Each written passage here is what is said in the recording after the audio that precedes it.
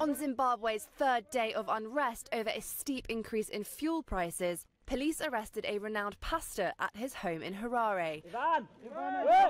One among scores of people detained in a clampdown.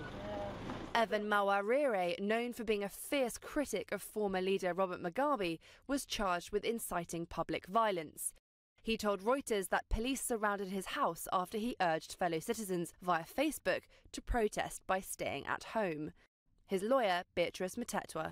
We've asked how asking for people to stay away can constitute incitement to violence. But of course, this is a new dispensation, guys.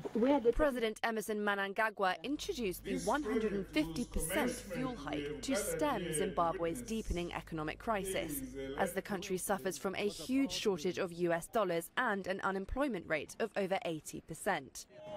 But many Zimbabweans reacted angrily to the increase. On Monday, roads were barricaded and tyres set alight. 3 people, including a police officer, died during the violent demonstrations. Wednesday marked the third and final day of stay-at-home protests called by the unions. Businesses, schools and government buildings remained closed. And some of those wanting to go to work were left without any transportation to get there.